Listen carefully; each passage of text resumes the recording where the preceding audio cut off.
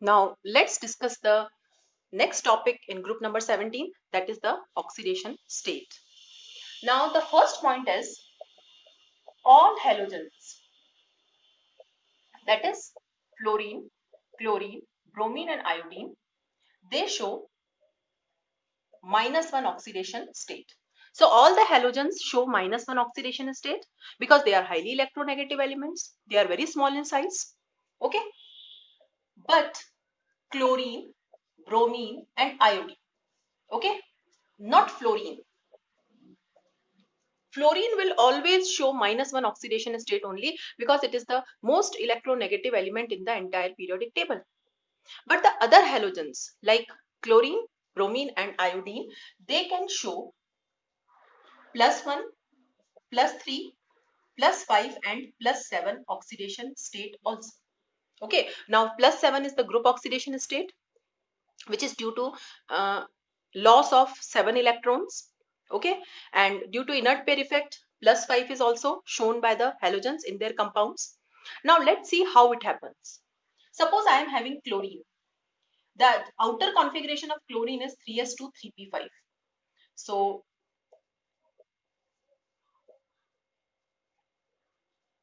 and the 3d orbitals are there which are vacant. Now what will happen in this state? It can show +1 state, oxidation state. Now the electrons are excited like this. Now if the electrons are excited, it can show +3 now. Now one more electron can be excited like this.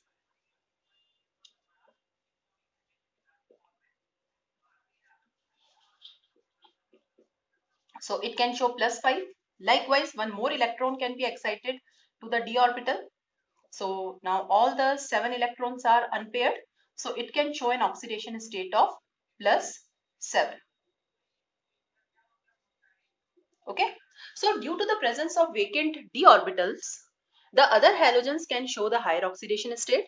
Okay. So now one thing is clear, that fluorine will always show -1 oxidation state. Now there are two factors for this. One factor is it is the most electronegative element, and the second factor is due to the absence of vacant d orbital. So fluorine always shows -1 oxidation state. Now what are the two reasons? First, it is the most electronegative element, and the second reason is due to the absence of vacant d orbitals.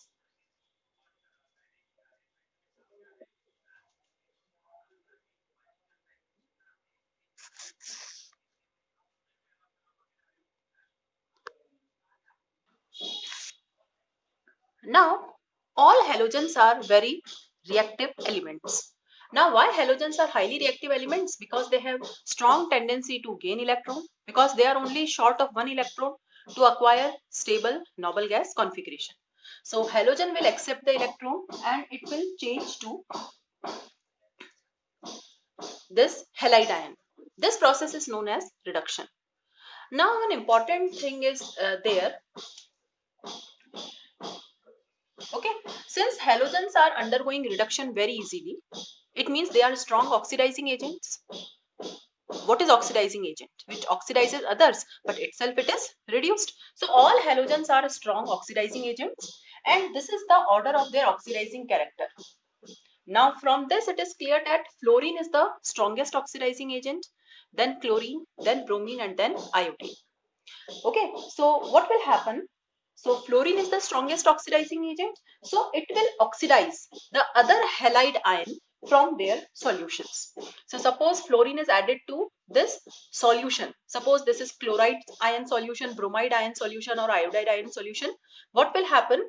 This halogen is displaced. Okay. So suppose I'm writing the reaction like this. Suppose this X minus is your Cl minus. So what will happen? Cl2 will be liberated and the fluorine will go into the solution. This is called as displacement. The more reactive displaces the less reactive from the solution. Likewise, chlorine can displace bromide and iodide, and bromine can displace iodide. So these reactions show that halogens are highly reactive and they are able to displace the halogen of high atomic number. Now, the relative oxidizing power of halogens can be further explained by their reactions with water. Now, fluorine is the strongest oxidizing agent, so it can oxidize even water. So, you can see in this reaction, water is oxidized to O2. Okay, so from this reaction, it is clear that fluorine is the strong oxidizing agent. Now, the other halogens like chlorine and bromine, they react with water to form the corresponding acids. Okay, these are the corresponding acids like hydrohalic and hypohalous acid. Okay, and the last reaction, that is the reaction of iodine with water, is non-spontaneous. Okay, this I minus is oxidized by water to I2. This reaction is just reverse of this fluorine reaction. Okay, so you can see that the halogens are highly oxidizing agent, iodine being the least, okay, and fluorine being the strongest oxidizing agent.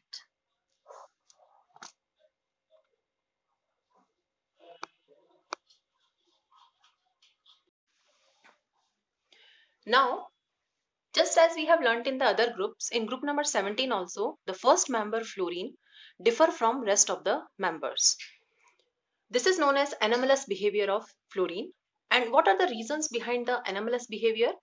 It is due to small size of fluorine, high electronegativity, absence of vacant d orbitals in fluorine. We have seen that fluorine only forms one bond, that is, it shows only -1 oxidation state, and high ionization enthalpy. So these are the 4 reasons because of which the fluorine will differ from rest of the members. And one important thing is there that most of the reactions are exothermic. Fluorine, when fluorine reacts with other elements, the reactions are mostly exothermic. And what is the reason? Because fluorine is very small in size, so it will make a strong bond with the other elements. So large amount of energy is released.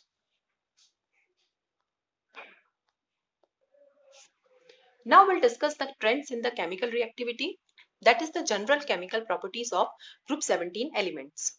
The first is reactivity with hydrogen.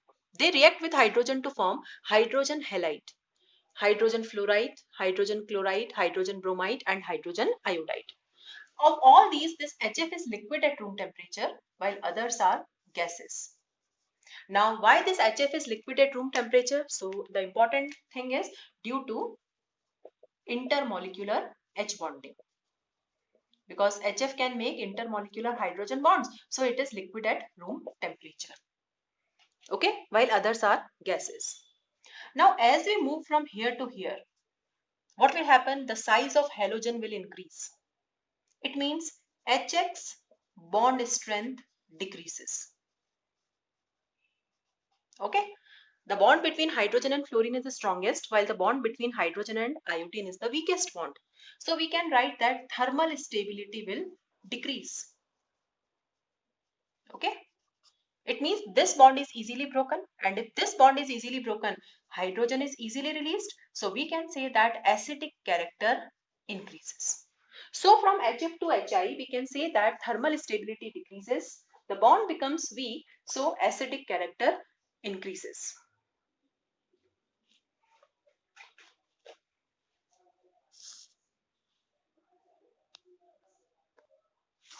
Now the next is reactivity with oxygen. Okay, the halogens, they combine with oxygen to form oxides. The first member fluorine forms two types, OF2 and O2F2. Now these are not called oxides, but these are called fluorides. For example, it will be called as oxygen difluoride or dioxygen difluoride. Now what is the reason? Because of the high electronegativity of fluorine. We call them as fluorides. Both O2F2 and OF2 are strong fluorinating agents. Means they provide fluorine in the chemical reactions. Because the direct reaction with fluorine is very exothermic reaction. So whenever we have to fluorinate something, or whenever we have to add fluorine, we use some fluorinating compounds. So these are the best fluorinating agents. Chlorine, bromine, and iodine form a variety of oxides because they can show a variety of oxidation states. Now, chlorine can form these type of oxides: Cl2O, ClO2, Cl2O6, Cl2O7. Bromine can form Br2O, BrO2, and BrO3, and iodine can form I2O4, I2O5 and I2O7. The oxides of chlorine are very stable.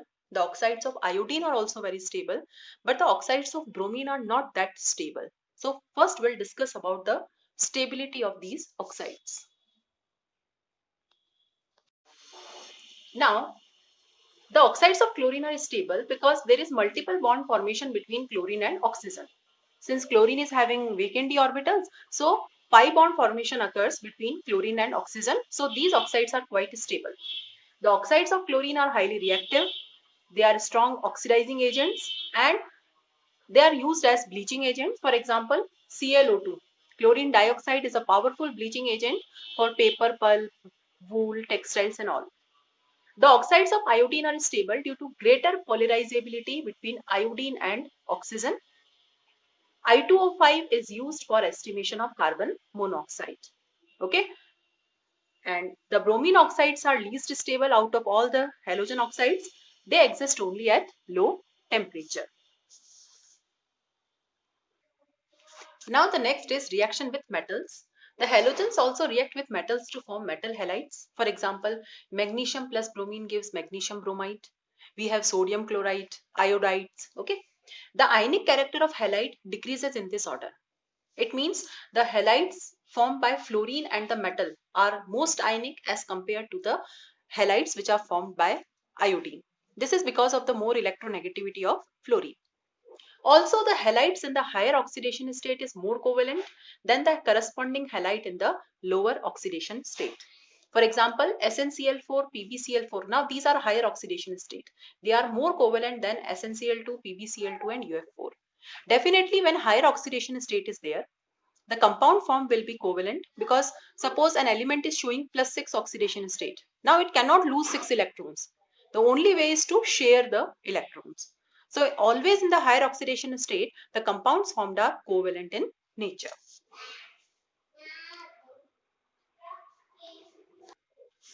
Now the last is reaction with halogens. The halogens also react with other halogens to form interhalogen compounds. Okay, and these interhalogen compounds have this composition where X is the halogen of low electronegativity and X dash is the halogen of high electronegativity. We are going to discuss in detail about these interhalogen compounds in the next video.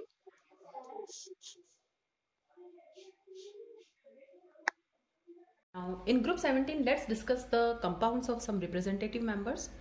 Now we'll discuss the compounds of chlorine. The first is chlorine itself, Cl2, that is a gas. How it is prepared in laboratory? By the action of any acid on the oxide, for example MnO2, will get chlorine gas. The second is the action of hydrochloric acid on KMnO4, so we get chlorine gas. This is the first preparation. On large scale, we can manufacture chlorine by Deacon's process. It involves oxidation of HCl in the presence of CuCl2 as catalyst. And the second is, that is the most common method, electrolysis of aqueous NaCl solution, that is brine. So aqueous NaCl is filled in the container, anode and cathode, and current is passed. So chlorine gas is evolved at the anode. So this is about the preparation methods of chlorine. Now next is the property of chlorine. It is a greenish yellow gas with pungent smell and it has a very suffocating odor. It can be easily liquefied. It is quite heavier than air also, and it is highly soluble in water. It readily combines with metals as well as non-metals to form the chlorides. For example, aluminium chloride, sodium chloride, here phosphorus trichloride, sulfur chloride. Okay. The next is it has great affinity for hydrogen. Okay, so it readily combines with hydrogen. You can see in these two reactions the chlorine is combining with hydrogen. Now the next reaction is with alkalis. Chlorine also combines with alkalis and the products are different if the alkali is cold dilute or hot concentrated. So suppose I have sodium hydroxide, now it is cold dilute. Okay, now plus chlorine. So we get NaCl plus NaOCl plus water. Okay, so these are the products. Okay, so this is sodium chloride, this is sodium hypochlorite. Okay. But suppose if I take hot concentrated, so this is here hot concentrated, so we will get a product of NaCl plus NaClO3 plus water. Now this is sodium chloride and this is sodium chlorate. So with cold dilute and hot concentrated, the products are different. Okay, so these are very important reactions from the examination point of view, because from P block we can get questions like this that complete the equation. Or what will happen when chlorine is passed through cold dilute NaOH or hot concentrated NaOH. In that case we have to write the complete reaction. The next is with slacked lime. Okay, now what is slacked lime? We know it is calcium hydroxide. Now when chlorine is passed through solution of slacked lime, we get this calcium oxychloride plus calcium chloride plus water. Okay, and this is nothing but it is bleaching powder. So this is the composition of bleaching powder. Okay, so what is the composition of bleaching powder? I can write CaOCl whole twice dot CaCl2 dot some unreacted calcium hydroxide dot 2H2O. So this is the composition of bleaching powder.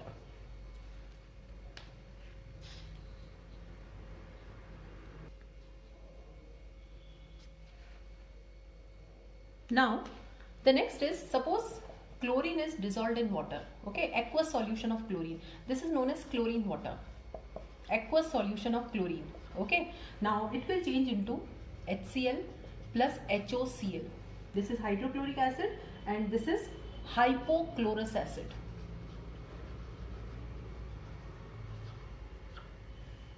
Okay, chlorine water is yellow in color. Okay, chlorine water has a yellow color. Okay, because of the formation of this HCl and HOCl. Because chlorine water on standing changes to HCl plus HOCl, and these two are responsible for the yellow color of chlorine water. Okay, and what will happen next? Now this HOCl will again change to HCl plus O, and this is what we call as nascent oxygen. And we know that this nascent oxygen is responsible for the bleaching action. Okay, so any colored substance plus this nascent oxygen will change into colorless. So many properties of chlorine are because of this nascent oxygen only. So it is a bleaching agent. Chlorine, aqueous solution of chlorine can be used as a bleaching agent. Since chlorine can release nascent oxygen, it can be used as an oxidizing agent also. For example, it can oxidize ferrous sulfate to ferric sulfate, sodium sulfide to sodium sulfate, sulfur dioxide to H2SO4, and iodine to iodic acid. So chlorine can be used as an oxidizing agent in the presence of water, okay, in aqueous solution. Now what are the uses of chlorine? It can be used for bleaching wood pulp, cotton, textiles, in the manufacture of so many compounds like chloroform, DDT, refrigerants, in the sterilization of drinking water, and in the preparation of poisonous gases. Now this has been asked in the board examination, that name two poisonous gases which can be prepared from chlorine. So one is phosgene, that is COCl2, the second is tear gas, and the third is mustard gas. Now the next compound is hydrogen chloride, that is HCl. We can prepare this HCl by the reaction of H2SO4 on any salt containing chloride. Okay, so when we add H2SO4 to a salt containing chloride, HCl gas is evolved. It is colorless, pungent gas. It is easily liquefied, means it is very easy to liquefy HCl. It is highly soluble in water, and its aqueous solution is known as hydrochloric acid. So whatever hydrochloric acid we are having in our lab is the aqueous solution of hydrogen chloride gas. It is basically gas. Okay, we prepare, we dissolve it in water, and we make the hydrochloric acid. When it reacts with ammonia, it forms NH4Cl, and NH4Cl has wide dense fumes, and this reaction we use for checking of group 0 cation, that is ammonium ion. Okay, so ammonium ion gives ammonia, and this ammonia gas when combines with HCl forms wide dense fumes. 3 parts of concentrated HCl and 1 part of concentrated HNO3 is known as aqua regia, and this aqua regia is used to dissolve noble metals like gold, platinum, okay, which do not react with any other acid otherwise. So noble metals can be dissolved in aqua regia. Now, so these are the reactions. So this is gold and this is platinum. So this aqua regia, now this is aqua regia. So gold and platinum gets dissolved and they form soluble complexes when they are dissolved in aqua regia. Now, since it is a stronger acid, it can decompose salt of weak acid. Now this is sodium carbonate and this is sodium sulfite. So these salts are decomposed by hydrogen chloride into NaCl plus water plus CO2 and NaCl plus water plus SO2. Now what are the uses of hydrogen chloride? It is used in the manufacture of so many compounds like chlorine, NH4Cl, glucose, and it is used as a powerful laboratory agent. It is used in some medicines also, like this. Now next is the oxoacids of halogens. Now oxoacids are those acids which have ionizable hydrogen atom, that is the hydrogen is attached to oxygen atom. Fluorine forms only one oxoacid, that is hypofluorous acid, because of its small size and high electronegativity. But the other members can form a variety of oxoacids. Now out of these, the oxoacids of chlorine are very important. So the structures are there. The first is HOCl, which is known as hypochlorous acid. Now this is the structure. The second is chlorous acid, that is HOClO, or we can write it as HClO2. Okay, so the structure is this. The third is chloric acid, that is HClO3. Now there are 2 pi bonds. There are 2 oxygen atoms which are bonded, doubly bonded to chlorine atom, and the last is perchloric acid or HClO4. Okay, so these are the 4 oxoacids of chlorine. Now the next is interhalogen compounds. Interhalogen compounds are the compounds of 2 different halogen atoms. So when 2 different halogen atoms react with each other, they form interhalogen compounds. The general composition is X-N. Okay, N can be 1, 3, 5, 7. Okay, now where X is the halogen of low electronegativity and X dash is the halogen of high electronegativity. So many interhalogens we can prepare by directly mixing the 2 halogens. Okay, suppose if I mix chlorine and fluorine in the ratio 1:1, I will get ClF. Suppose if I mix in the ratio 1:3, I will get ClF3. Suppose I mix in the ratio 1:5, I will get BrF5. So by changing the ratio of the constituent halogens, we can prepare any interhalogen compound. The interhalogen compounds are covalent molecules. These are diamagnetic in nature. These can be solids or liquids, but only one interhalogen is there, that is ClF, which is a gas. The interhalogen compounds are more reactive than the constituent halogens. What is the reason behind this? For example, ClF is more reactive, okay, than the corresponding halogens. The reason is X-X' bond between the 2 different halogen atoms is weaker than XX bond. If the bond is formed between 2 dissimilar atoms, that bond is always weak because overlapping is not that strong. Okay, but we have to ignore FF bond, definitely that is the strongest. Okay, so interhalogens are more reactive. The next is their hydrolysis reaction. When interhalogen compounds are reacted with water, they form 2 acids. So one example I am taking here, that is ClF. When it reacts with water, it forms HF plus HOCl, that is hydrogen fluoride plus hypochlorous acid. Now as far as the structures are there, the structures can be explained on the basis of VSEPRT. Okay. Now interhalogen compounds having the composition X-X'3, for example ClF3, BrF3 or IF3, they have bent T shape. Okay, now hybridization here is sp3d and the geometry is trigonal bipyramidal. The lone pairs are there occupying equatorial position, so it is T shape. The interhalogens having composition X-X'5, that is ClF5, IF5, have sp3d2 hybridization. The geometry is octahedral, lone pair occupies axial position, so the shape is square pyramidal. And the last is X-X'7, we have an example, that is IF7.